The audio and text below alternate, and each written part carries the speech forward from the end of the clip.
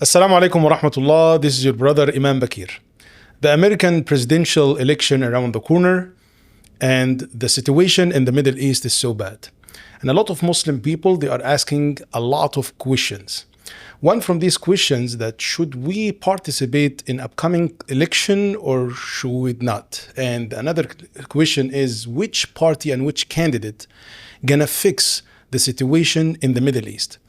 I was thinking about a scholar who can answer all these questions from three actually sides. The first side is the history. I was thinking about a scholar who knows well about history, who knows well about American politics, who knows well about fiqh issues. And I found him, Dr. Yasir Qadhi. I contacted to him to interview him and ask him all these questions, and he welcomed. And now we are with Dr. Yasir Qadhi here in his Masjid, Epic Masjid in Dallas. Welcome, Shaykh Yasir. Alhamdulillah. Assalamu alaikum wa rahmatullah. Alaikum assalam. Shaykh, I have to say, you're the only person who comes to Epic to interview me. Alhamdulillah. It's This is the third or fourth time, the fourth time, and it's my honor. MashaAllah. Alhamdulillah, alhamdulillah. Jazakallah khair, Shaykh. I'm always honored. And for the record, I want to say that, mashallah, the Shaykh is being humbled that he is finishing his PhD from Al-Azhar University. He is himself a Shaykh and scholar and alim, mashallah. And he is himself a bahith. And every time he contacts me and he has a long list of questions, even though he himself is qualified to answer them, but it's just his tawadu', his humility, that he wants a discussion that we benefit from each other, alhamdulillah. And everybody should know that the Shaykh and I are very close, very tight, alhamdulillah. And sometimes we disagree about our views, but that never changes our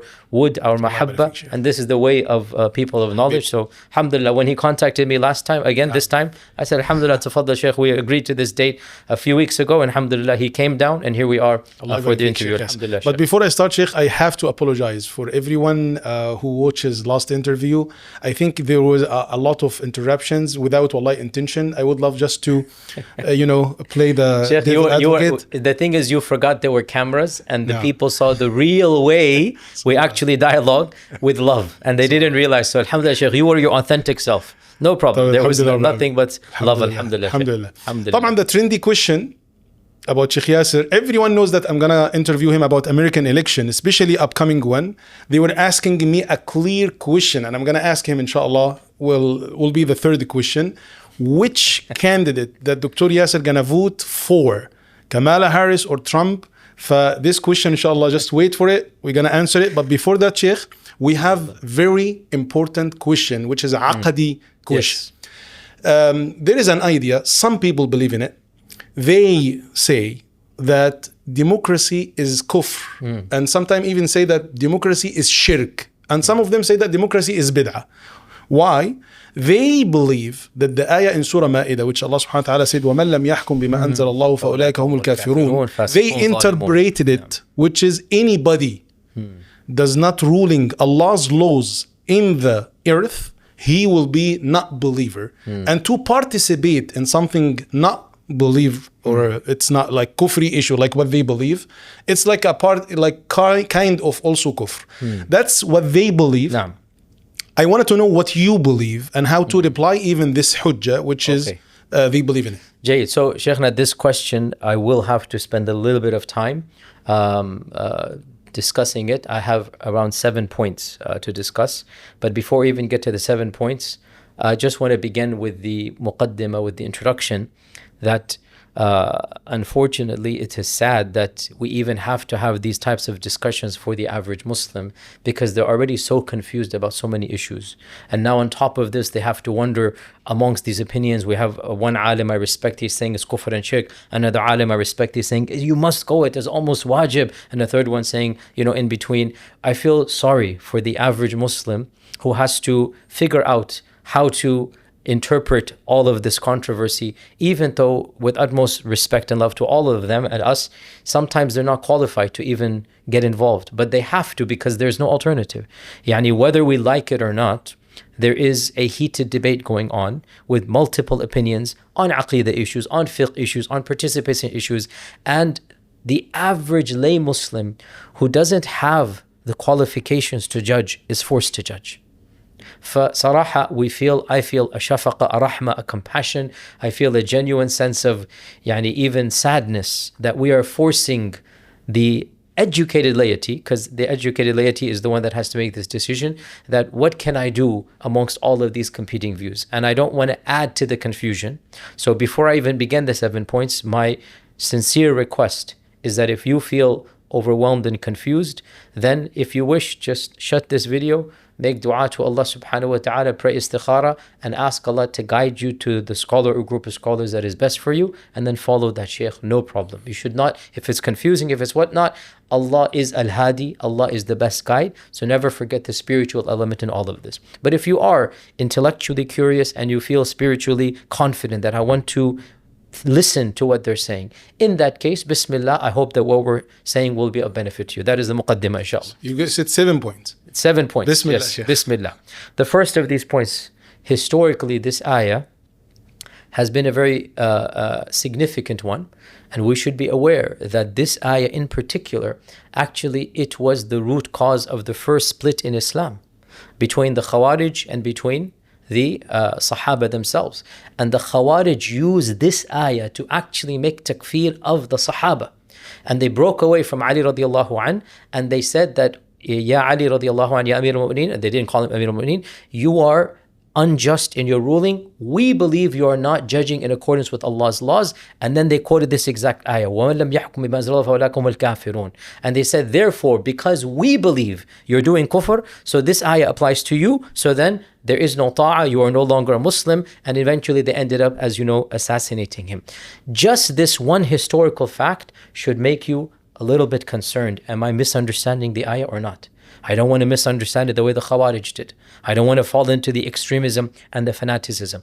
And when you look at the books of tafsir, you actually find that this ayah has been understood in multiple different ways. Some of the ulama, including Imam al-Qurtubi and others, the famous scholar of Qurtuba, actually many of the Sahaba tabi'un, Imam al-Qurtubi, they said this ayah, it is actually revealed describing the kuffar. It's not revealed, for the Muslim who makes a mistake. It is revealed describing the kuffar, because the siyaq or the context of the ayah, Allah subhanahu wa ta'ala mentions that وَكَتَبْنَا عَلَيْهِمْ فِيهَا أَنَّ النَّفْسَ بِالنَّفْسِ وَالْعَيْنَ بِالْعَيْنِ وَالْأَنْفَ وَالْأُذُنَ بِالْأُذُنِ وَالسِّنَّ بِالسِّنِّ وَالْجُرْحَ قِصَاص, that we gave this decree to the Bani Israel, and they rejected this decree of Allah. They did not believe it to be valid. So Allah is describing the status of the people who rejected Allah's Sharia, and Allah is saying because they rejected, Allah is the one who is musharri'. Allah is the one who has the right to legislate. Because they rejected this, Allah is describing their state. This ayah does not describe a mu'min who makes a mistake in judgment, even if that mistake is done intentionally. For example, even Ibn Abbas was, when he was asked about this, he goes, well, does this mean every single person who judges in accordance with other than Allah's law? He said, no, this is kufr duna kufr. It is not that type of kufr. لَيْسَ كَمَا يَذْهَبُونَ إِلَيْهِ, he said. It's not how they are assuming it to be. When a Muslim who believes in Allah and who believes Allah has the right to legislate, when a Muslim follows his or her desire, when a Muslim follows his hawa, that doesn't make him a kafir. This is Ibn Abbas is saying this. If a judge is bribed, and a judge is bribed by somebody who to make a different verdict, right? The bribing of the judge is a sin. The acceptance of the bribe amongst the judge is a major sin. It is of the kabira min al-kaba'ir.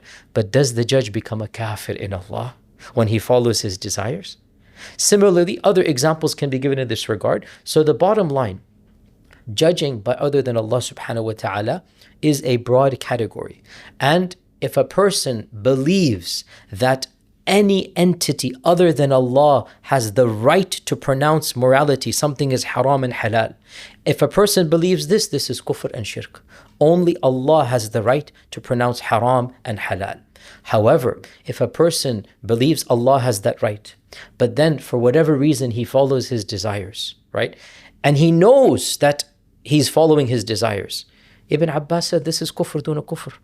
How about then the one who is not following his desires, but rather is forced by circumstance? Rather, he doesn't want to do it. He's grudging. He hates to do it, but he feels there is a greater good to be achieved.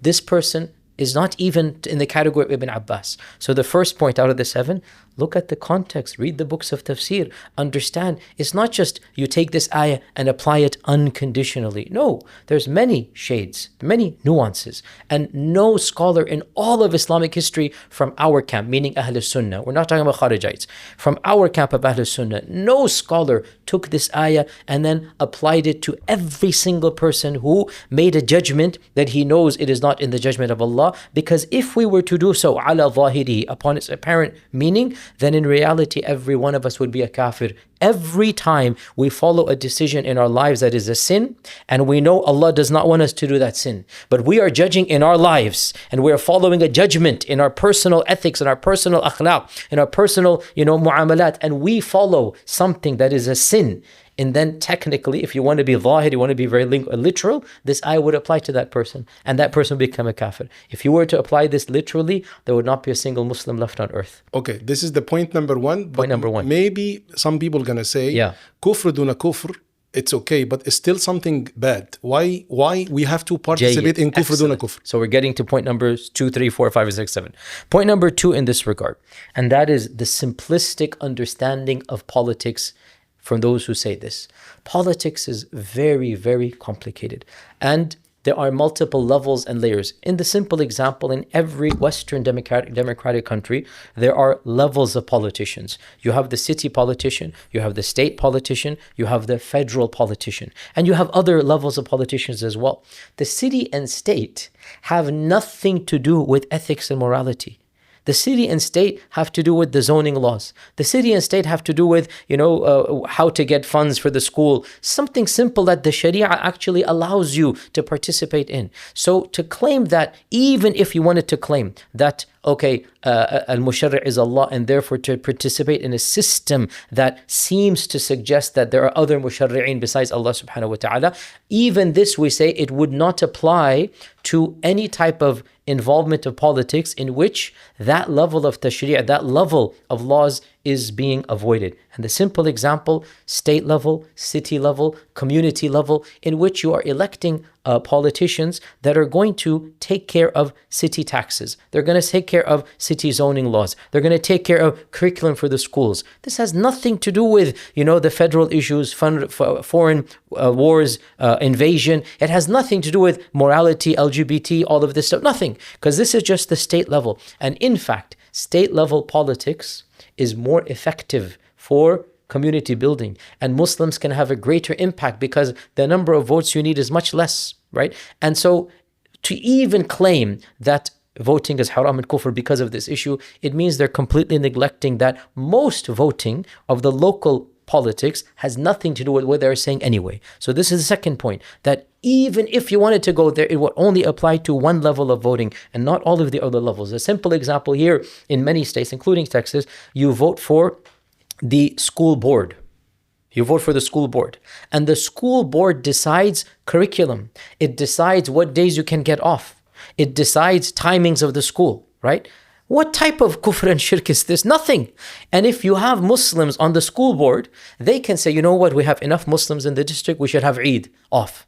If you have enough Muslims on the school board, you can say, you know what, this curriculum, this book here, it is anti-religious, Islamophobic, whatnot. We don't want it there. And they can make a better curriculum. How can anybody say there's kufr and shirk when it comes to, for example, voting for the school board? You see what I'm saying? So the second point is that you are being extremely simplistic and not understanding that there are layers of politics. And even if you wanted to criticize, you only criticize one layer and the rest would be completely mubah. Jade. Now let's get to the higher layer, because that's the point.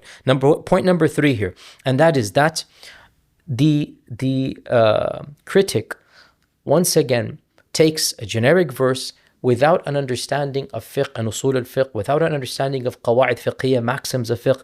And this goes back to my muqaddimah introduction. This is why I don't like talking about this, because you have to sound complicated and fancy. And the average Muslim, you can easily impress the average Muslim, both sides, both the critic and the response to the critic, because the average Muslim is not qualified. What is qawa'id fiqhiyya? What is daruriyat al-qawa'id al-kubra al-khamsa, right? What is usul al-fiqh? They don't know these terms. And you just throw a few terms, you just throw a few maxims and qawa'id, and you can mesmerize them. And that's why, as I said, I feel sorry for the average layperson who has to now wonder, what do I do? But still, we have to do this, because there's something called maxims of fiqh, qawa'id fiqhiyya. And maxims of fiqh are general rules that are used to navigate difficult areas. And of those general rules, areas that are not explicit in the Quran and Sunnah, those that are explicit, you don't use qawa'id fiqhiyya. Of those general rules is the rule that when the situation becomes difficult, when the situation becomes dire, the Sharia gives you concessions that would not otherwise be given. Okay? So when it's a type of darura or haja, right? Then that which is mahdhur, al-daruriyat tubih al-mahdhurat, right? That which is mahdhur, that which is prohibited, or that which is makruh might become, lifted from you. So now we're talking about navigating. Allah is the musharri'. Allah is the one who legislates. In al-hukmu illa lillah. You know that Allah has the ultimate right to legislate. But now there are people dying, for example, in Gaza, right? And you feel if your community comes together, you can potentially save those people from dying. In this case now, you are following a maxim of fiqh. Now, the critic can disagree, that say it doesn't apply here, but the critic cannot disagree with the maxim of fiqh. The maxim of fiqh, what is the dalil about it, Shaykh? Just to let people understand this point. So there are multiple evidences for this. The most obvious evidence, when Allah subhanahu wa ta'ala in over 10 verses in the Quran says that إِلَّا مَنْ أُكْرِهَ, or for example that إِلَّا مَا اضْطُرِرْتُمْ إِلَيْهِ, that when you are forced to do so, right? When there is a greater good to do so. And this is actually proven even in the Sunnah as well, that there was a Sahabi who found a lost camel, and the lost camel technically doesn't belong to you. You have to wait for the owner. But then that Sahabi was, and his wife were literally about to die. They didn't have any food. So they had to they had to destroy property that is not theirs in order to save their lives. And when the Prophet found out, of course, he allowed this to happen, because you're balancing here. The technical rule, this camel does not belong to you. You have no right to take its life. But now, if it's between your life and, the camel's life, well then, the camel's life, it becomes permissible for you, right? This is an authentic incident in the seerah that demonstrates when you have priorities clashing, when you have differences of prohibitions, you will take the lesser prohibition over the bigger one. So now you have a gray area. The person knows Allah is the musharri'. The person knows I'm not wanting to challenge Allah's rububiyyah, Allah's divine, nature to legislate. But now I have to get involved to save lives. You give him an excuse. This is rule number 3 here, that even if you disagree with his application, you cannot disagree with the rule. And if the person or the scholars are thinking that this rule applies here, this is their ijtihad. You cannot bring shirk and kufr into this issue. It's like saying somebody who's forced to eat maita, oh, so you're saying Allah Azza wa Jal allowed the pig? No, they know pig is haram, or they know that something is haram, but there's circumstances. Now again, you can disagree, say, I don't agree, that circumstance warrants it. That's your ijtihad. The person in this context, the scholars who allow it, their ijtihad is different than your ijtihad, and in the end of the day, you both have to answer to Allah, but you cannot then invoke shirk and kufr. So this is the third point here, okay? So the fourth point we say is that our brothers who say this simplistic statement that participating is kufr, participating is shirk, participating is haram, I don't doubt their sincerity, but I doubt their knowledge of reality, because what then is the alternative? Jayyid, salamna, we agree, jadalan, let's just say for the sake of argument's sake, right? Let's just say, khalas, haram, shirk, kufr. What do you want us to do? And some of them will say, establish the khilafah. And I have said multiple times, Jayyid, may Allah bless and help you. Until then, we just sit back and allow this to happen. You go ahead. I've said this multiple times. Who's stopping you? Go ahead. They tried. Then go for these that. Crazy groups. They tried. But for some reason, our critics don't want to join those groups, which I don't understand. I don't understand, because according to you, they have established it. So then join them. But these critics that say voting in shirk and haram, generally they don't want to join these groups, which again, I personally still haven't understood why, because according to your philosophy, they are applying your version of the Sharia. They're applying your understanding. You would think they're legitimate khulafa, and I didn't understand why at the time they didn't join them. But khair, let us leave that because they get very sensitive in this regard. For the record, I don't believe this group is legitimate. The one that pseudo applied the Khilafah. I believe that they are fanatical extremists who don't understand Allah's Sharia as it should be applied. And just like the early Kharijites, that they, like the Prophet ﷺ said, the Prophet ﷺ literally predicted this mindset. He literally said, سُفَهَاءُ الْأَحْلَامِ حُدَثَاءُ الْأَسْنَانِ يَقُولُونَ مِنْ خَيْرِ قَوْلِ الْبَرِيَّةِ. This description, it applies to many of these groups as well, with love and respect to them. Youngsters with idealistic visions, it sounds so good what they say, but what they are doing is destroying the religion. This is exactly the descriptions. I'm not saying these descriptions. Literally, I'm quoting the prophetic words, sallallahu alaihi wasallam. Idealistic in vision, utopic. They have these grandiose ideas, but they're foolish. And they're youngsters themselves. They haven't lived life. They haven't experienced. So what is the alternative? What do you want us to do? And they don't have an alternative. It's just slogans. And problems are not solved by slogans.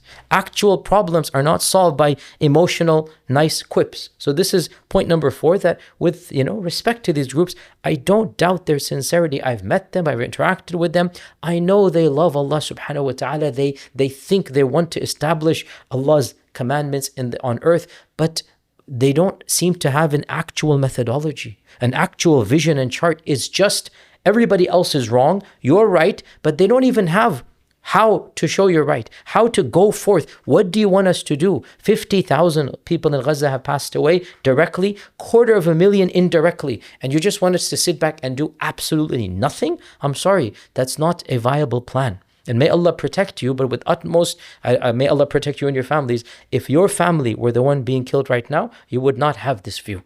You wouldn't. You would do something to do that, right? So this is point number 4, and that is that they don't really have an alternative in this regard.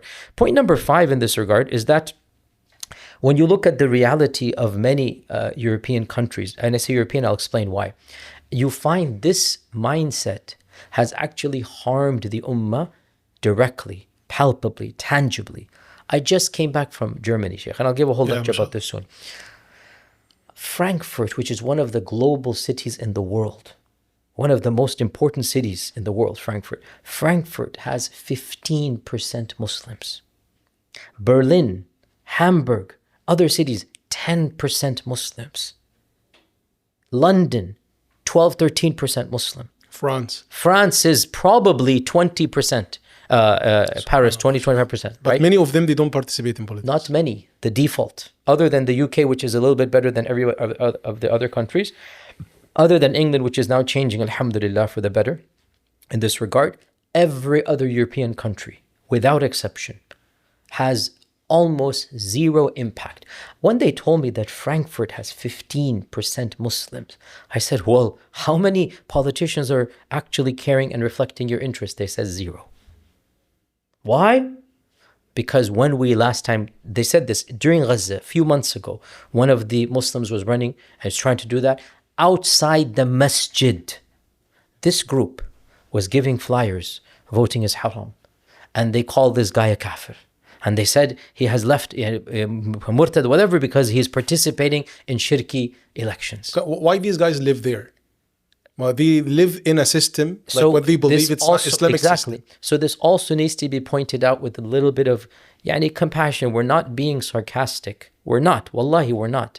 But what are you doing there when you have this type of mindset? When they're the ones waving flags. We want to establish a khilafah in Germany, right? They want to, and they give a bad name to all of us. What do you think is going to happen? They cause so many problems to the rest of us. And again, it's awkward to say because I don't want to cooperate with the enemies of Islam against these brothers who I view as being my brothers in Islam. I don't want to do that. But I have to ask, you are giving ammunition to the enemies to hate us. You are making the lives of 99% of the Muslims difficult because you're less than 1%, you guys in that mentality. But you make it such a big deal and you cover your faces because they're scared to come in. They cover their faces. So they're terrifying. They're waving the flags of the black flag, which is the flag of ISIS, for example. They're waving it in Western lands, right? And they're saying radical things. Somebody amongst us needs to tell them, Ya akhi, you are harming your own brothers and sisters more than benefiting them, right? Somebody amongst us needs to tell them, Ya akhi, wake up, man. This is not the right way forward.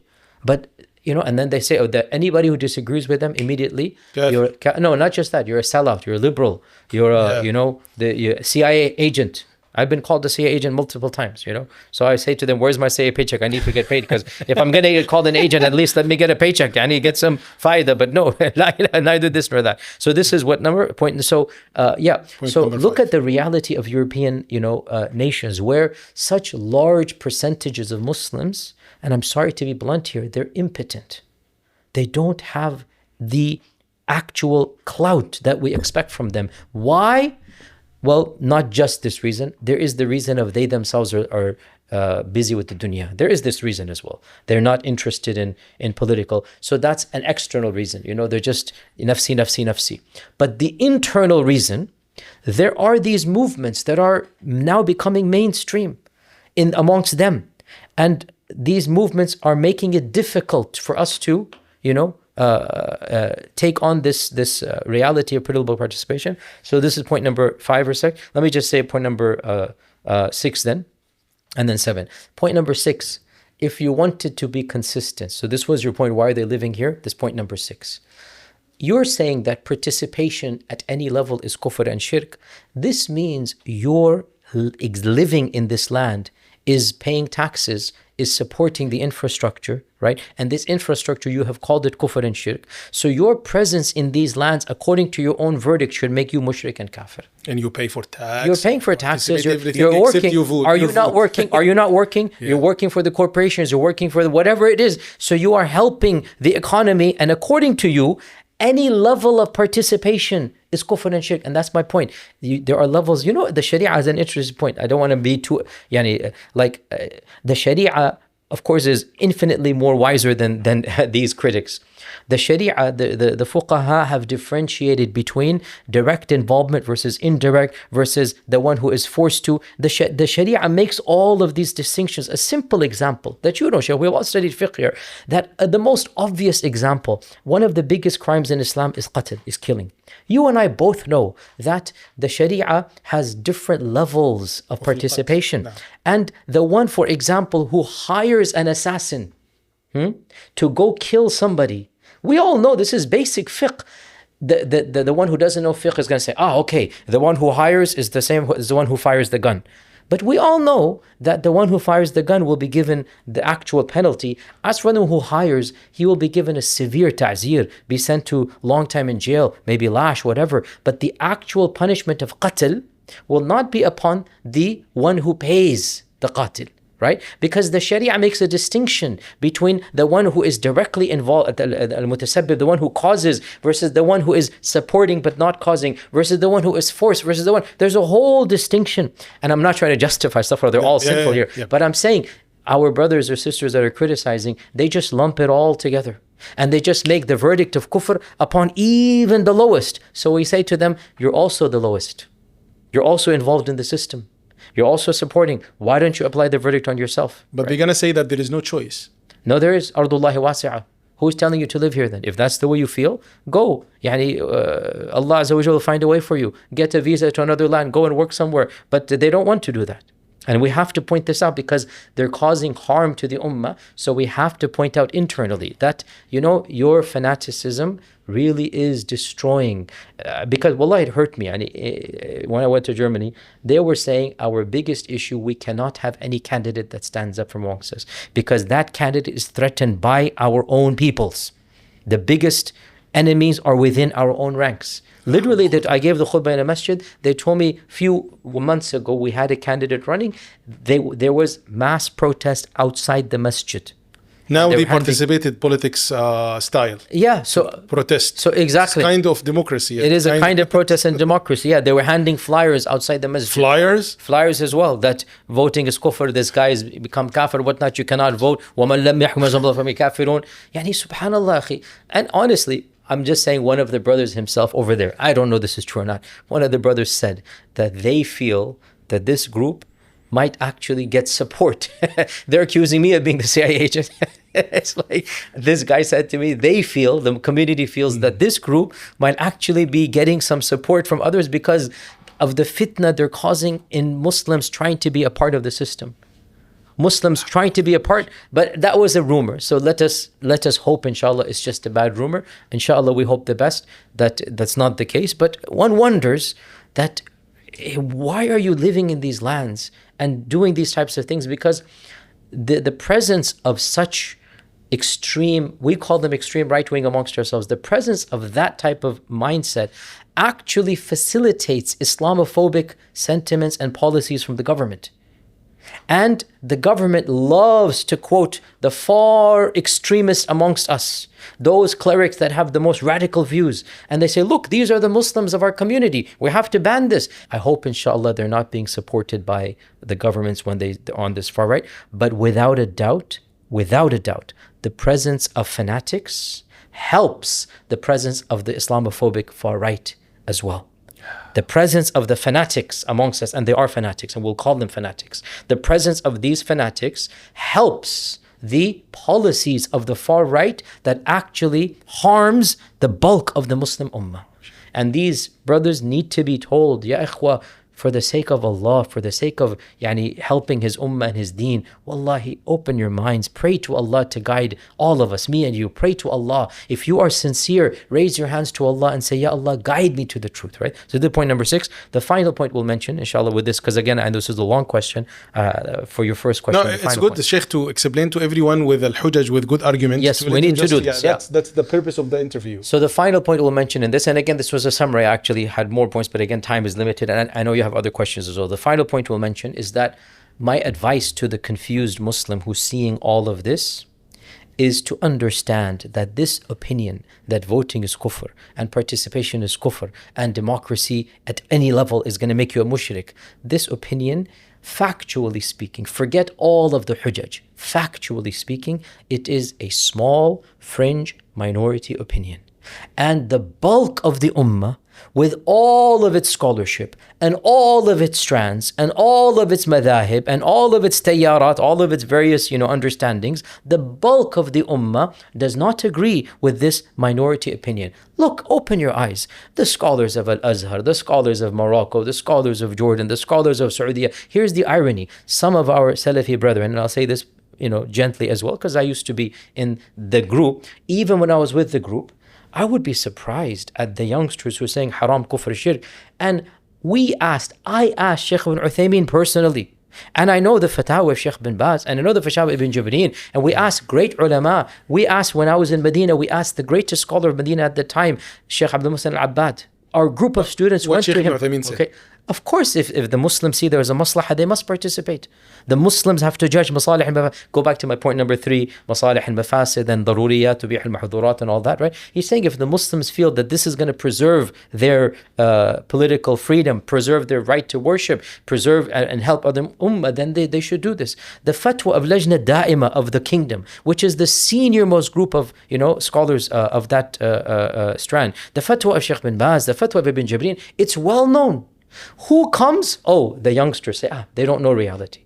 Ya akhi, wallahi, subhanallah. They pick and choose what they want to follow, what they don't want to follow. The same goes for the Deobandi strand as well, that their ulama say the same thing. The same goes for the Mutasawwifa as well, that even though the Mutasawwifa generally don't like politics, but their ulama understand that when you're living in the West, you have to participate for your rights. So just of course the Muslim Brotherhood and Ikhwan and Jamaat Islami, of course that is their main focus, is politics and whatnot. So of course for them it is a part of their main focus. So who's left? It's only, and again I say this with respect, so we have to educate. I'm not trying to to No, put we're the line talking with hujjah, Shaykh, with good argument. Who is the two main groups that oppose? Number one, as a default in its entirety, again, Hizb ut-Tahrir. And for the last few months, I've had to mention them politely, with love and respect. Wallahi, I have interacted with them as to a great extent. I know they are genuinely sincere. They love the ummah. They want to benefit the ummah. But this view is your view, not the rest of the ummah's view. Hizb ut-Tahrir as a default has this as their view. And then the youngsters of the Salafis, not the senior ulama. It is generally the hot-minded, the refutation culture, the ones that are quick and whatnot. Their own ulama don't agree with this. Sheikh, the summary of this answer, it's great. Do you have anything else? That's it. These are the 7 points. Just let me summarize what you said in these 7 points. Yes. First of all, you reply upon their dalil from Al-Quran in Surah Al-Ma'idah, وَمَنْ لَمْ يَحْكُمْ. You explained it. Then you go through the fiqhi rules, especially al-mafasid wal-masalih wa aqall al-adrar, which we're going to talk about inshallah. Yes. Then you also brought the ulama nowadays who accepted this and agree with that.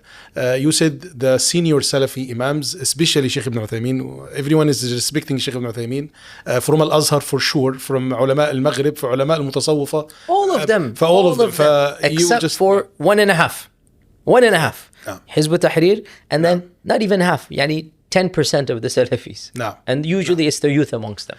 Clearly, this was the answer of question number 1. We have 7 questions, inshallah. Let us jump to question number 2. Before we go to the trendy question, will be question number 3. But now let us just go with question number 2. Sheikh, question number 2 is, okay, now we understand that it is okay and permissible to participate in politics, even though if it's not Islamic thing, and you explain that. What about with our circumstances now? When I say our circumstances, I'm talking about the situation in the Middle East. It's so bad and so hard. And some people may say, okay, we agree about that in regular time. But now, which like what is happening in the Middle East now, they feel that they have to be away this period of election just because of what is happening in the Middle East. So let me then rephrase what they're saying. What they would say is that the both of them are equally evil. The both of these candidates are equally evil. No. We did not reach to this yet. Then what? They say that it's okay to participate in politics, but this time, because what is happening in the Middle East, because of what's happening, it should be even more reason to participate. No, but they're gonna say that. But why? Both of on them, what basis? Or both of candidates, they're gonna leave same impact, which they don't like. Okay, so this is a very important principle that many people don't fully comprehend and grasp. When you analyze the positives and negatives of a particular candidate, when you analyze their potential impact, this analysis is not wahi from Allah. This analysis is based upon your own mindset, your own interpretation, your own ijtihad, your own biases. Therefore, somebody's analysis cannot be used to enforce that analysis on another person. So if you feel in a particular situation that both candidates, both parties are equally evil, and suppose there's only 2 to vote for, and if you feel in that particular case you wish to abstain, that is your opinion. Good for you. You cannot expect others to necessarily agree with you. And if they disagree and say, you know what, in my opinion, I'm just giving a hypothetical example, this particular candidate is bad, but he is less evil than the other candidate.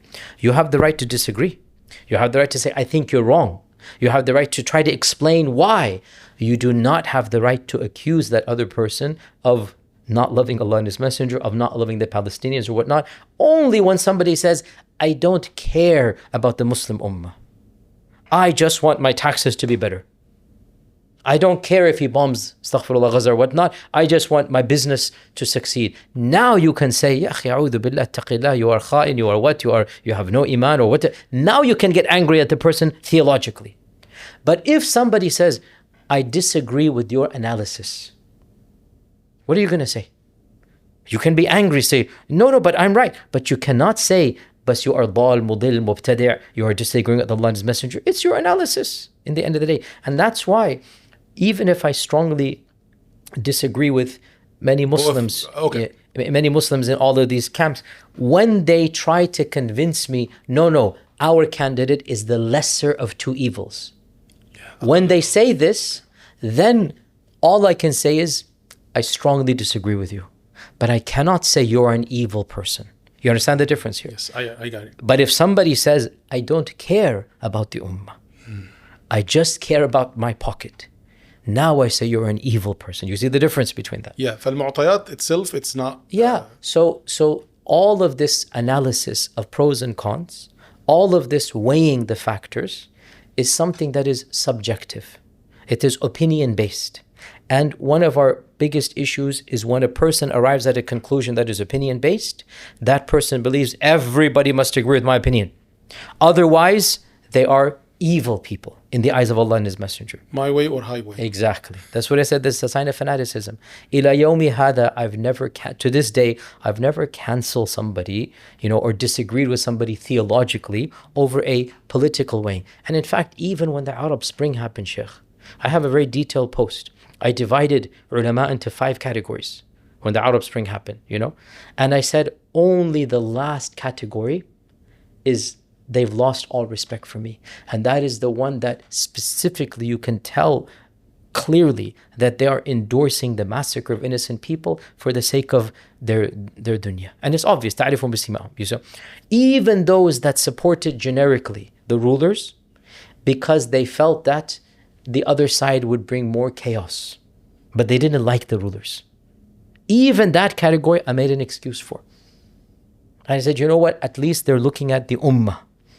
They're not wanting to help tyrants. They're not wanting to help dhulm. They're trying to find the lesser of the two evils. And there are many ulama, and this was the default of even the Salafi movement in the 90s was this way, that you know what? The status quo is not good. We don't like it. But the alternative of opening the door for civil war and chaos, which is what we're seeing right now, is worse. So they were not supporting the ruler because he's the ruler. They were supporting the status quo. And so you give them that excuse, even if you disagree. You cannot say that they are, astaghfirullah, bought and sold by the tyrants. No. Who is bought and sold? The one who says, go ahead and kill every protester, their dogs on the streets. Anybody who protests against you is a muftadi', is a khariji, is a whatnot. You can tell, they've lost any sense of hurma, of Allah and His Messenger. You see what I'm saying? You can tell. So I made this categorization. If I can make this excuse for that, then million times more, if a person's debating political candidates and their analysis is different than our analysis, you can disagree with their analysis, but you cannot bring in levels of iman and say, Nada, you're an evil person. No, you cannot do this. Okay, now we understand from Dr. Yasir that we have to participate, and we have even to participate this time, even though what happened, because being that you support a candidate, it doesn't mean that you agree about his evil or his bad things. Again, or his bad decisions. We didn't say this explicitly. It should be added here that This is a very simplistic notion. Only our brothers who are criticizing involvement have this view that if I support a candidate for a good reason, this automatically means I must support a candidate for the bad that he also has, right? And they're looking at support as being, we say in English, binary, either 0 or 1, like a complete. Nobody in the real world actually works this way. Nobody. Even, ya akhi, subhanallah, even when you join a corporation, when you even get married, there's nobody perfect. The good outweighs the bad. That's why you're in that corporation. That's why you're living in a country. That's why the marriage is flourishing, right? Nobody's perfect. You don't have to agree with every single thing when you're with somebody, when you're working with somebody, even your friends. I'm sure every one of you has friends. They have bad habits, and you know those bad habits. You don't like those bad habits, right? You're trying to help them, but their good outweighs their bad. You understand this in every facet of life, except our critics when it comes to voting. They have this naive notion that nobody actually believes. Nobody actually works this way. That if you support somebody for a good, automatically this implies that you endorse their evil. Says who? This is coming from your imagination. It's not the real world, and it's not even how politics works. Akhi, look at the evangelicals, look at the far right, they all have 2-3 key issues. Let's go before the conflict. When the evangelicals were obsessed with abortion, for example, right? For 20 years, they made abortion their only issue when it comes to candidates. Many of them would say, I strongly disagree with this candidate when it comes to immigration. But my goal, as if back in the 90s and 2000s, when there was better time, they would say, I want to save the babies. I don't want 200,000 kids to be aborted, babies to be aborted in America. For them, it became one issue candidate. One issue. And they fully understood, when I endorse this candidate doesn't mean I agree with anything else. Even kuffar understand this. It's only this small group of critics who say, if you endorse, this means, says who? That's coming from your pocket, your jayb. Allah, Shaykh. Do you have any dalil, Shaykh, from even Sunnah history, Islamic history? Do you have any dalil about that? It happened before. So the qaida, the maxim says that when you are going to undertake two options, each of which is going to be evil, the Sharia says you choose the lesser of two evils. As I said, this is a maxim that does not have any dispute. And the example I gave of the Sahabi who was forced to eat the camel, there's two evils. Or even Shaykh, the Sahabi who peed in the Masjid. Exactly. He was uncovering there's two evils. Being in the Masjid. Exactly. Then the Prophet ﷺ said, because the lesser of two evils. And also there's the evidences as well that are not as explicit, but the concept is given. For example, killing the head of the munafiqeen in Medina. Allah. And the Prophet ﷺ, Hadith fil Bukhari. Yeah, Bukhari. When Aisha asked him, the killing the head of the hypocrites. He goes, I don't want to do this because what will the people say? Allah. Right? Ma'anna, you know he's a munafiq. Allah, ya Shaykh. You know he's a Great leader. example. So you have to weigh the pros and cons. And the con of the evil rumor spreading that يقولون أن محمد يقتل أصحابه. Allah. This is a PR move. PR. Siyasa. Siyasa. Yeah. So there's other things as well. Yeah. Now the trendy question, Shaykh. No. The trendy question. And actually, Shaykh, millions of people are waiting for that because from three sides, like what I said. You are, I know you don't like to be praised, but Shaykh, when we talk about history, you know what's going on exactly, and you are knowledgeable of general history, Islamic history, American history.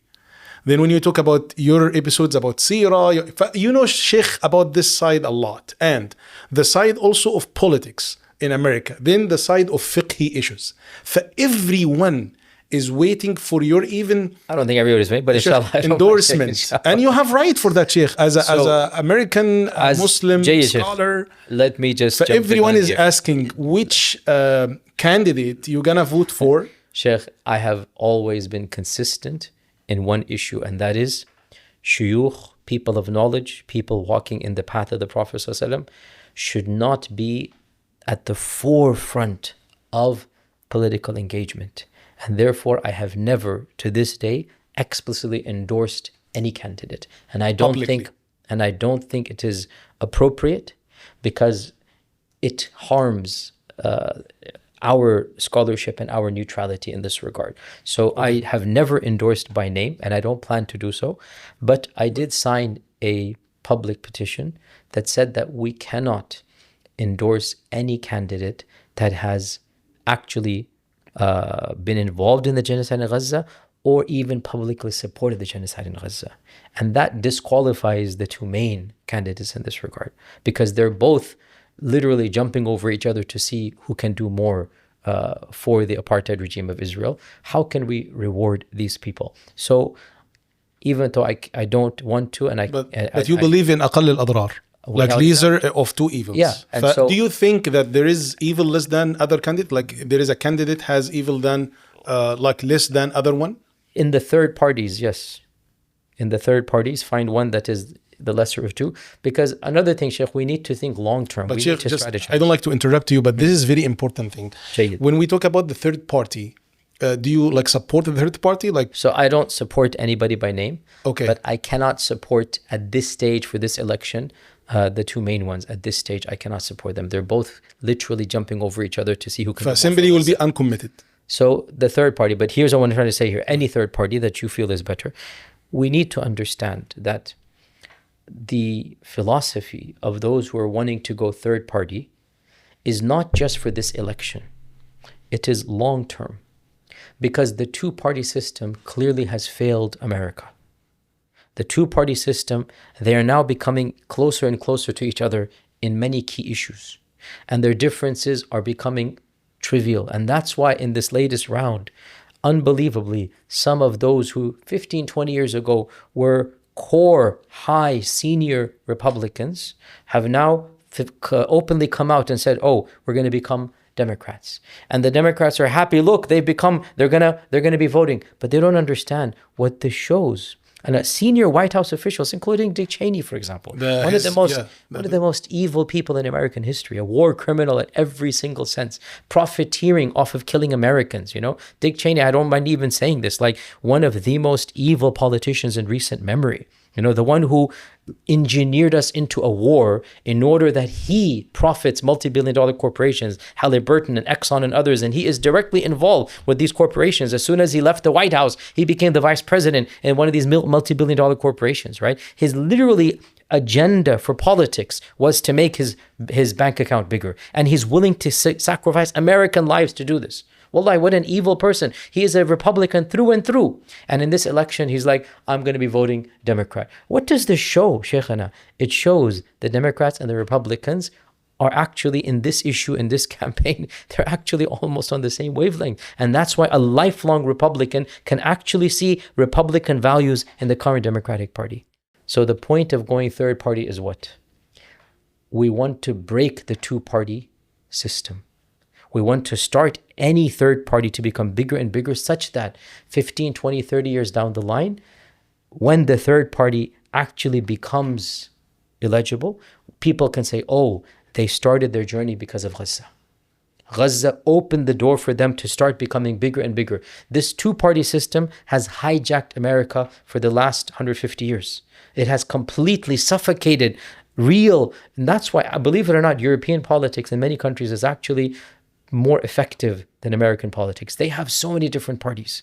And these parties take members of parliament. They have, like Sweden, Norway, Germany, they all have competing parties. And you can have far left, far right, pro-Palestinian. Well, some of them are pro-Palestinian. You can actually make it into parliament easily because it's not two parties.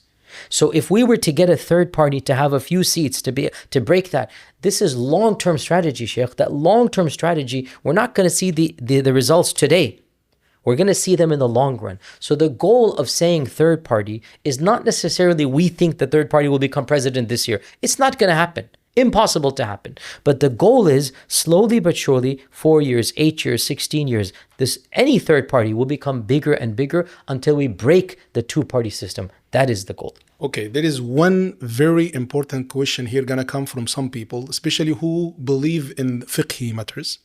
They're gonna say there is a very famous قاعدة فقهية says درء المفاسد مقدم على جلب المصالح. Yes. Like to avoid an evil now is better than to have maslaha in the future. Yes. I'm talking about next 4 years Yes. will have a big impact, especially on the war in the Middle East. People are thinking, Sheikh, not about the third party, with my due respect for this view. Yeah. But okay. the third party gonna, if it work, gonna have in the future. What about next 40 years? Jayyid. Which is why I said when people disagree about political analysis, they have the right to do so. And you cannot bring in the religious card. I don't have a problem with you endorsing one of these two. When I say I don't have a problem, meaning I'll disagree with you, but I will not doubt your sincerity. That's what I mean when I say I don't have a problem. I will disagree with your analysis, but I will not doubt your love for Allah and His Messenger and your support for the Palestinian cause. If you say that, and that's why we have Muslims in both of these parties. You know this. Yeah, we have Muslims for Trump, we have Muslims for Kamala, and they're publicly endorsing them. And if you speak to them, they will say, but this candidate is going to be better than the other candidate. Yeah, less of evil, what you're talking about. Exactly. Do you see, Sheikh, one candidate has evil less than other? Me personally, I don't, but that's my analysis, and I could be wrong. My analysis is not you think wahi it's from Allah. same? When it comes to Gaza, it's the same. So When it with comes other to Gaza. things. No, so other things right now is not the time to get into it. When you have a genocide taking place, I'm not worried about my taxes or immigration or other things. Even if the genocide gonna be increased? No, but that's the point. So those who firmly believe this, they firmly believe it, they must act on their conscience. That's what I'm saying. You're saying even if it's increased, says who? هذا ظنك, هذا رأيك, هذا اجتهادك أنت. This is your opinion. Those who feel that way, they must vote according to their conscience in the eyes of Allah. And that's what I'm saying. My position is more nuanced than many people understand.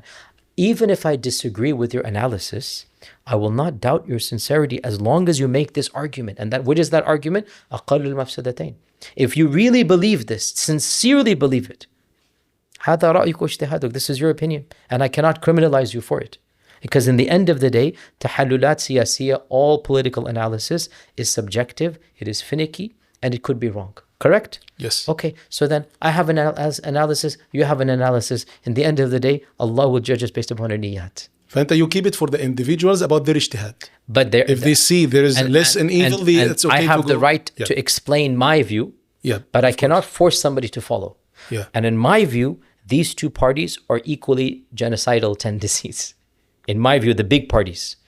Genocidal wise, they're exactly the same. You can't really make a cost-benefit analysis which is going to be better than the two. They're both just as crazy, just as unhinged, just as deranged. That's my view. But again, I am not, astaghfirullah, that arrogant to say my view is the view that Allah endorses. A'udhu billah, a'udhu billah.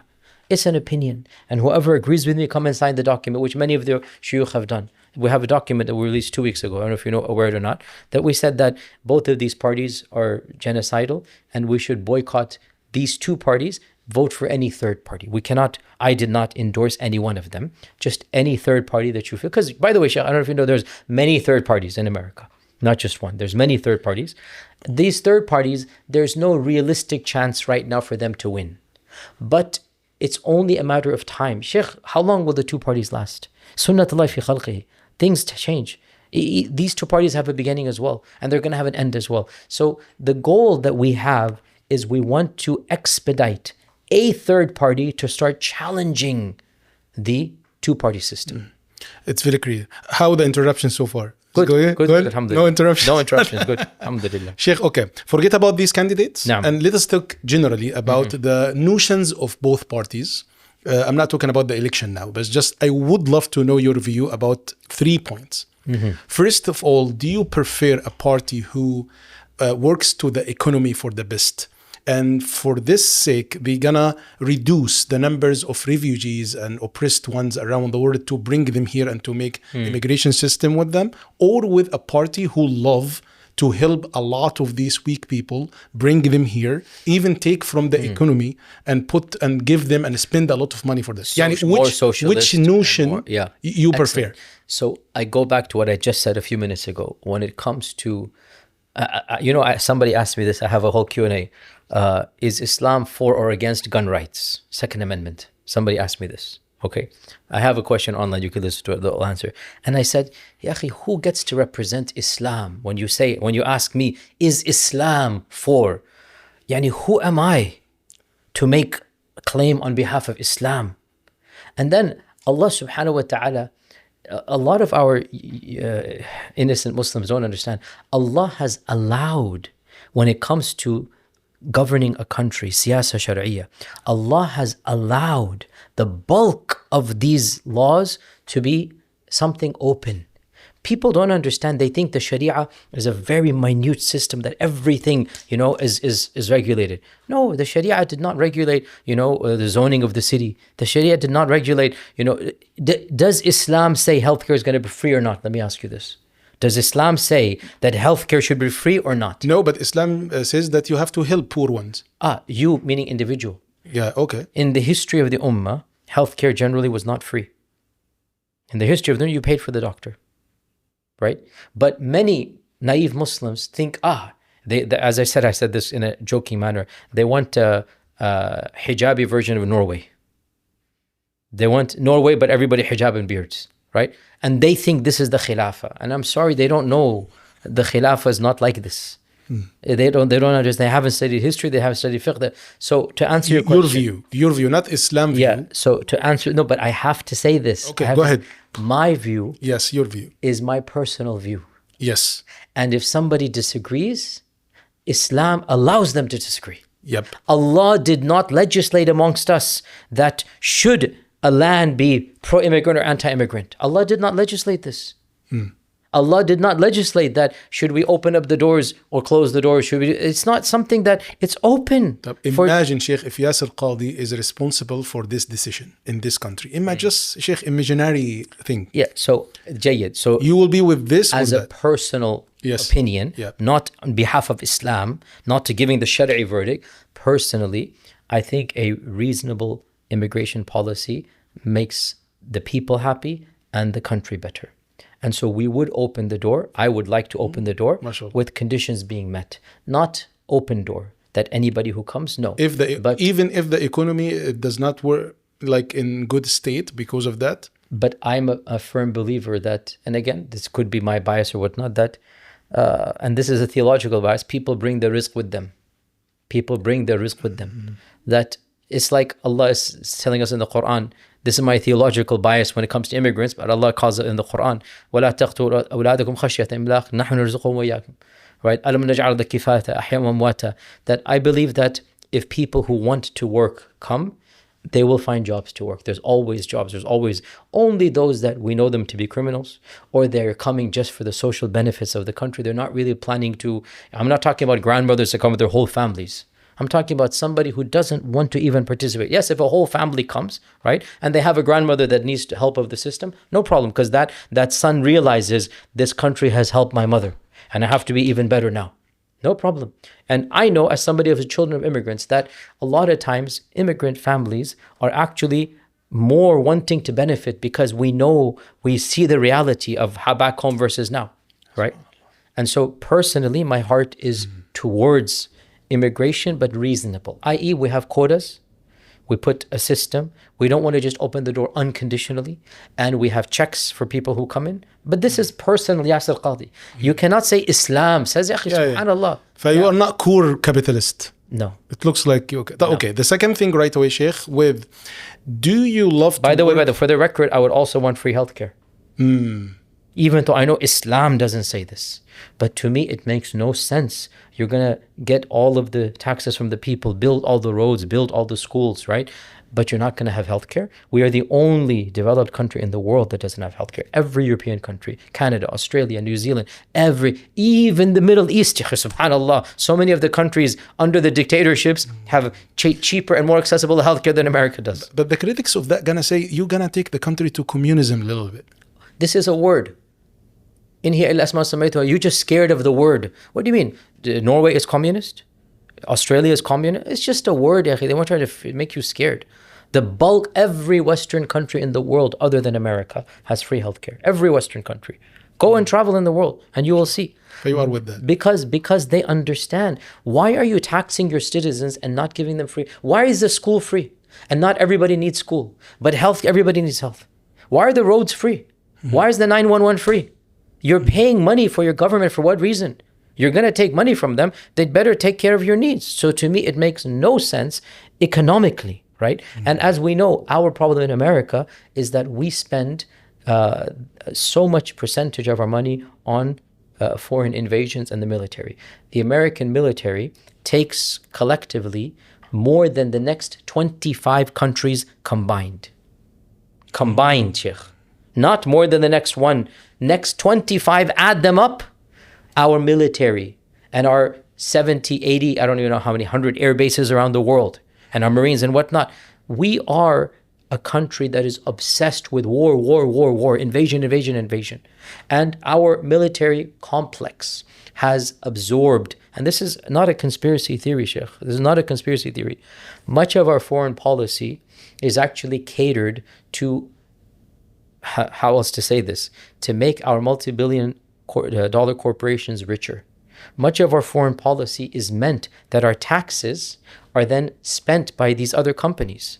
Whether it's Exxon, whether it's Halliburton, whether it's Raytheon, whether it's Boeing, we want trillions of American taxes to be spent by our own corporations. But our corporations need contracts from the government. How will the contracts happen? And this is, by the way, political analysis. I'm not speaking as a sheikh here. I'm speaking as somebody who reads history, who likes political science, who understands what's going on. Yes, the politician, Yasir Yeah, Qadhi. I have to make this distinction. This is my opinion. Somebody who disagrees doesn't make them an evil person. It's my analysis, right?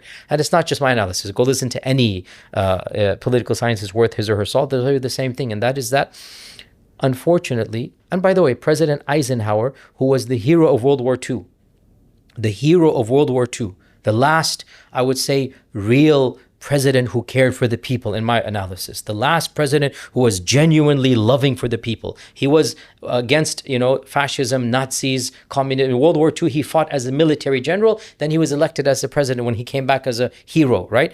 President Eisenhower has a lecture before he left the White House in 1959, 1960. It's on YouTube. The last address to the American people. He said, I have one big concern and worry, and that is that we now have politicians who are catering to our multi-billion-dollar corporations rather than to the people.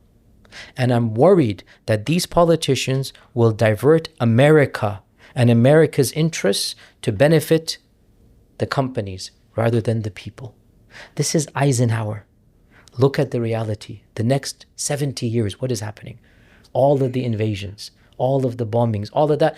Once you go to war, the military will have a contract with Raytheon, with Boeing, with whatnot, and will give them, $7 billion. You provide food packages to the soldiers.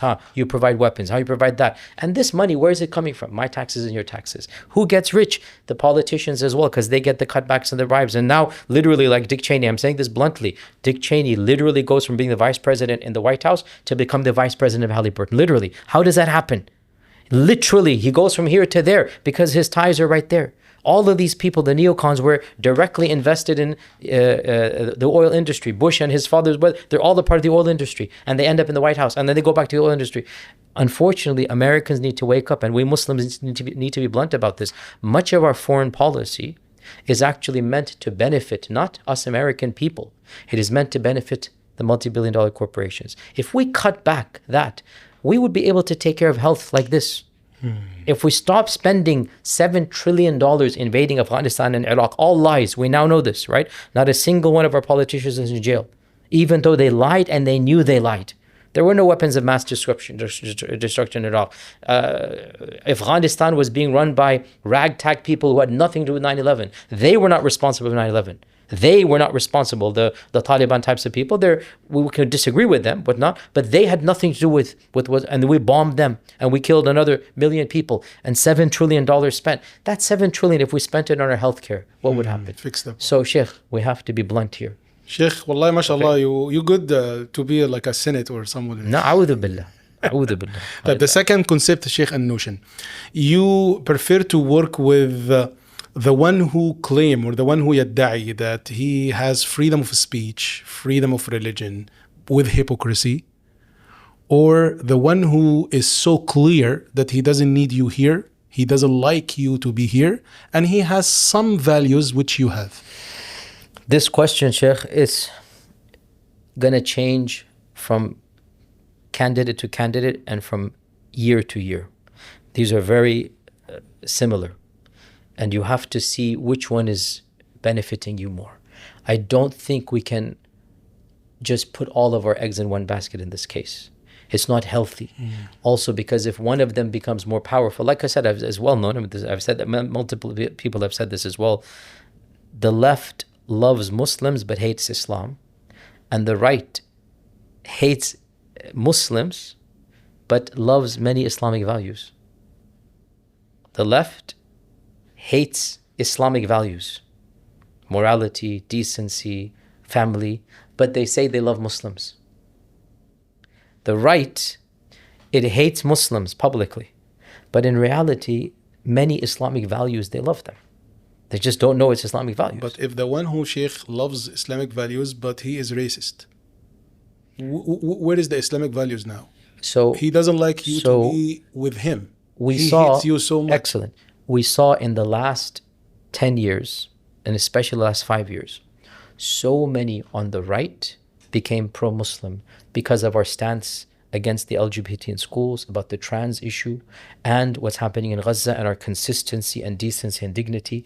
Frankly, there's a little bit more hope with many on the right. There's a little bit more hope because their values align with our values, but they're just ignorant. And many amongst them, if they are taught, they interact, there is actually some hope. With another hat, Shaykh, a lot of people in the left side, because what is happening now in the Middle East, they become even Muslim. So that's why some diversity is healthy. That's why in this issue, like I said, this is not clear-cut like black and white. Okay. And it's healthy for Muslims to be in both of these camps in this regard. Okay, Sheikh, let us go to last three questions. I know that because of the Yes, time, inshallah. How did Muslim leaders address and resolve these ideological things in the past? So, which is the question number one. Yes. We come back. Yes. How they dealt with that. So, and I know your father was yes. the one from, mashallah, the founders. So, in American history, obviously, we never had a large group of Muslims in this country up until relatively recently. And of course, the first batches that came here obviously were brought against their will, as the slaves that came. Obviously, they were not involved directly, but ironically, many of them were forced to participate in the American Civil War on both sides. They were on both sides. They were forced to participate. But obviously, in the American Civil War, obviously, can you imagine there were Muslims that participated? People don't know this. Muslim slaves participated. If you were to, go over to the other side, you would have become a free. Anyway, that's in the past. They weren't involved in the actual political level because they couldn't have done so. When I was raised in this country, I was born in this country, raised in this country, in the 80s and early 90s, the sentiment really was to be apolitical. Some would say haram, but most would say, yeah, it's not really, we should not get involved because we get our hands dirty. Not like haram, but it's like, let's just not, and we might get undue attention.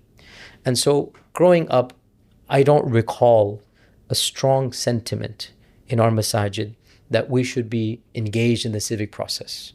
And also there was a mentality of our forefathers that came here that because they had become American citizens, they felt they don't want to cause too much commotion, rock the boat.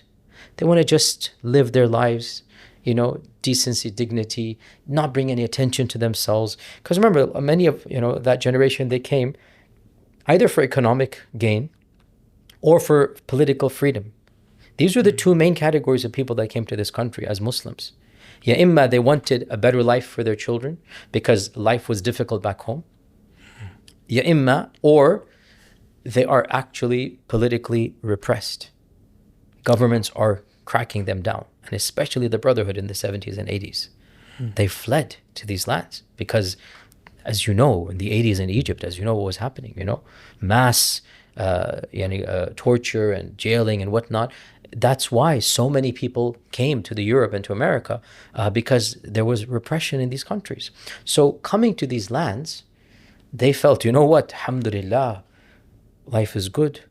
And the notion of repression and mukhabarat and secret police, they're so worried about it. They're like, we don't want anything in America. We just want to live our lives. So we understand that generation, they felt as guests who had permission to stay. They didn't feel this is their home.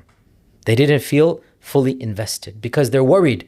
And, I remember myself even hearing this type of sentiment, be careful or else they might take your citizenship away. They don't understand that my citizenship cannot be taken. I was born here. There is no such thing as taking my citizenship away. I am an American through and through. I've never had any other passport or nationality. There is no concept of taking my citizenship away. But the notion is there in the minds of the elders. Be careful, because if you do something this and that, they're going to send you back home or whatnot. So that mentality of being apolitical, just not rocking the boat, I don't criticize them. Maybe I would have done the same. So that generation, we give them, afallahu amma salaf. The next generation, my generation, coming of age, there is a level of confidence we have. There's a level of pushback that we have, that especially after 9/11, and for me, and everybody knows this, 9/11 for me was one of my own catalyst that I changed from being a simple-minded, fundamentalist type of person, right? To start realizing the world is not that simplistic. I can't live like this. This is not, and 9/11, because I was in my 20s and I was a graduate student in Medina. And I began to realize that, because I would also think at the time, I never said voting is haram, but I would think that Muslims should not be involved. It's bad. It's corrupting to the soul. And I still say politics is corrupting to the soul, but somebody has to do it. That's the difference now. It's not good. And the one who truly values purity and highest levels of Jannah, it's going to be very difficult to maintain it as a politician, because politicians are always having to compromise. But to have somebody who has some love of Allah and His Messenger as a politician is better than somebody who doesn't, right? So after 9/11, Shaykh, you were not here after 9/11. The government went crazy against the Muslims. They didn't know what Islam was. Hundreds of masajid shut down. Dozens of famous shuyukh deported. Many famous institutions, the FBI came, raided, shut down.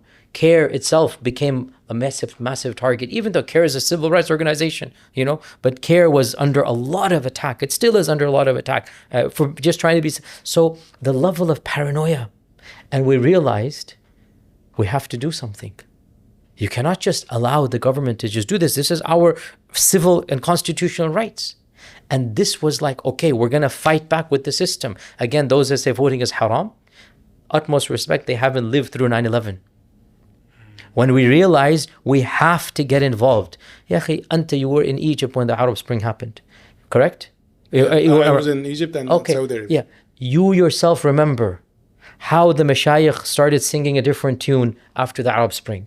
The same one who said voting is shirk and haram, after the Arab Spring, he said voting is jihad, it is wajib to do.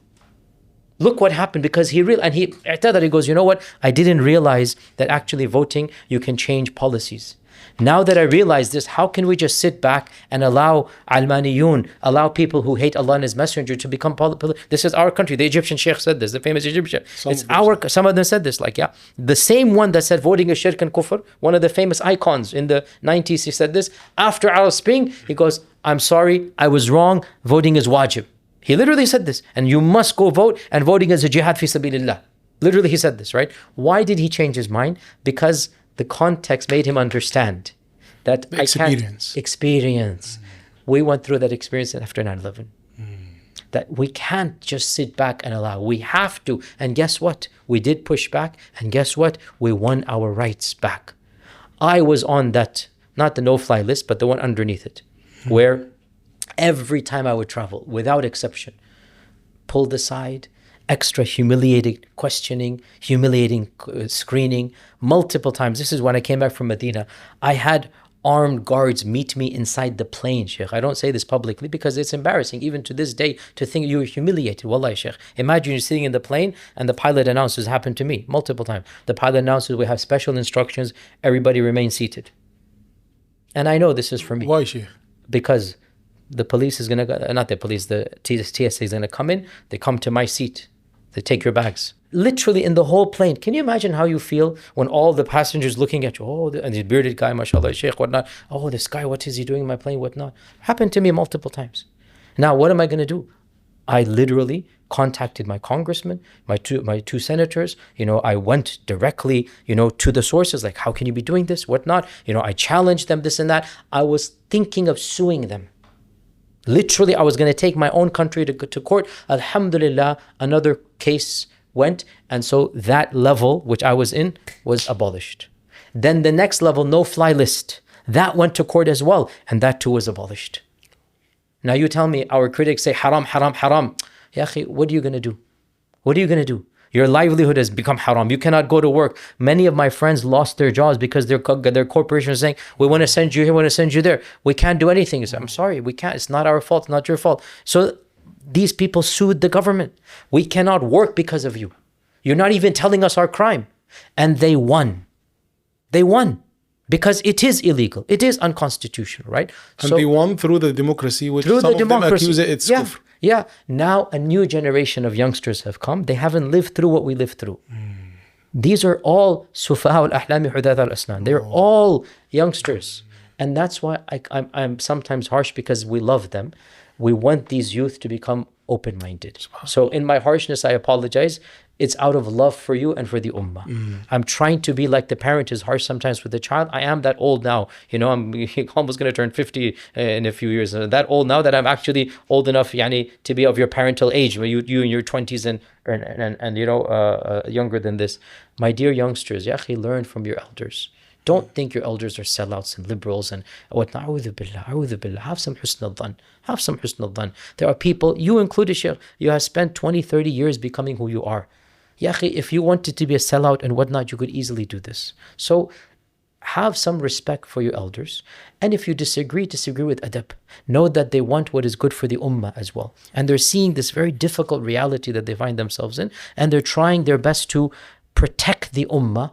And they might be wrong even in this regard. If they're wrong, correct them from within, not accusing them of being CIA agents or whatever. So does that answer your question in this experience? Last two questions, Shaykh. MashaAllah, Shaykh, your answer is great. Just last two questions. We talk about the past. What about the question who says, or even the accusation who says, okay, you did a lot in the past. After 9/11, you did great job. Then now we have a candidates in the White House. And they believe in something that many of Muslims, they don't believe. Some values and some. What is the purpose? What is the result? After all this work, you brought people inside the White House from your religion. But some people, they say, they believe in something that we don't believe. And we don't stand proud of that. What is the result in the end of the day? So I would say that you are being too narrow-minded in your judgment of positive or negative. It's not just the politicians. It's the fact that, for example, Gaza. What mobilizing has done is to spread awareness amongst Muslim and non-Muslims, to change the hearts and minds of the masses, to energize the ummah to do something for Gaza. It's not just about the end result politician. Look at the khair that has come outside of politics, because of talking about politics, because of bringing politics to the center. So you are thinking only of the guy elected. Oh, this is evil, this is evil. Okay, I agree with you, maybe they're evil, agree with you. But look, for the last 10, 11, 12 months, the ummah, has mashallah, taharrakat al-ummah. It has galvanized. The ummah has sifted through the munafiqeen and the good people, they see them. Right? The ummah has now a cause that they're united behind. So many non-Muslims have embraced Islam. So many non-Muslims have seen the reality of their own governments supporting genocide over their own interests. And this has all happened because the ummah has been active politically. So you are being too narrow in defining victory as just a candidate.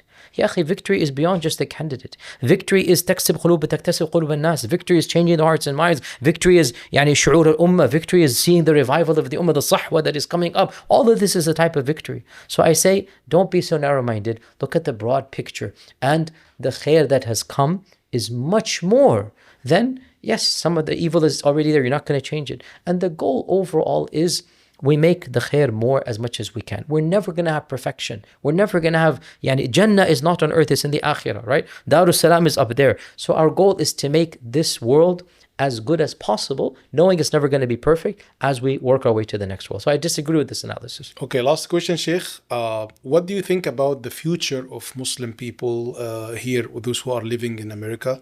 It's clearly now you encourage people to go and to participate and to have, what do you think about politics in America, and especially, Sheikh, politicians? I don't see any working happened with politics in America with the scholars and the mashayikh. You, mashallah, some other shuyukh, you do your job. It's going to take a while. What's your advice? So my advice is to understand that politics is a necessary part of life. There are many aspects that are negative and evil, especially at the higher levels. By the way, like I said, the lower levels are completely clean and pure. Pure meaning at least ethically, it'll be much better. You don't have to decide to invade foreign lands or not. But at the higher levels, I agree. Politics is corruptive to the soul. And that's why the general default is that as the Prophet ﷺ said, that he forbade the ulama from going to the palaces of the rulers. There's multiple hadith about this, because he never forbade. I mean, the Prophet ﷺ didn't say rulers should not exist. Rulers are always going to exist. But you're always going to have levels of piety and taqwa.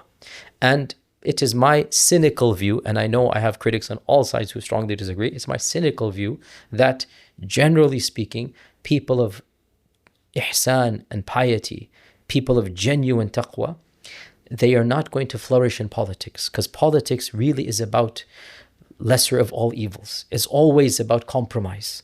It's always about trying to appease one with the expense of another. So if you genuinely desire the highest levels of Jannah, it might be difficult to find that in politics. It's not impossible. Imamun Adil is one of the 7 that Allah Azza wa Jal will put under His throne. It's not impossible, but it's much more difficult because there's a lot of corruption that has to happen in that political realm. But those who are in politics already, they decide to go in. Surely to have somebody who has a love of the ummah is better than somebody who doesn't. So those that decide to go in, they're not interested in Shaykh Yasir Qadhi's fatwa. They're already in.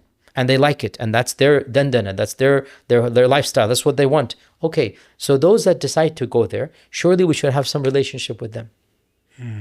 Surely we should have some nasiha that those that are interested, right? This is where I come in, that I am not a hard believer, and again, this is going to be very blunt.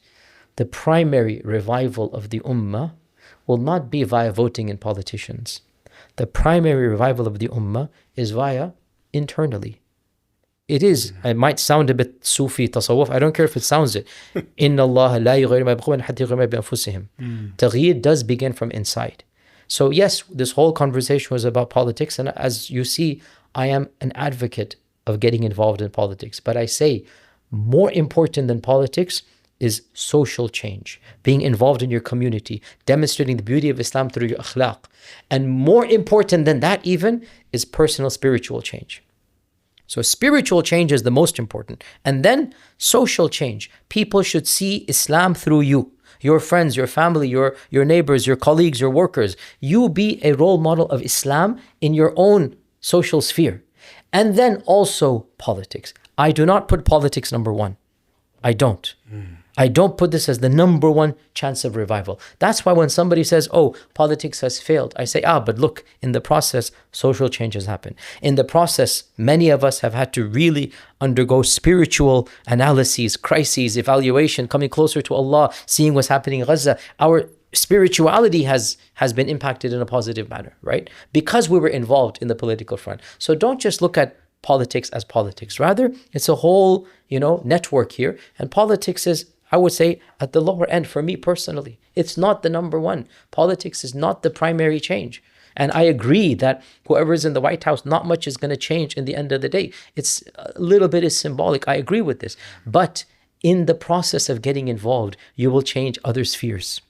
And eventually, when enough change happens in those spheres, eventually, yes, it will change the political sphere as well.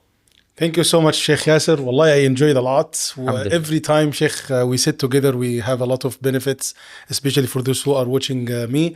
I hope, guys, you enjoyed with this interview like what I felt now, alhamdulillah. Alhamdulillah. And inshallah ta'ala, you're going to take, you just share this video for everyone. Let everyone listen and watch the views of Sheikh Yasir Qadhi when we talk about the upcoming election, inshallah ta'ala.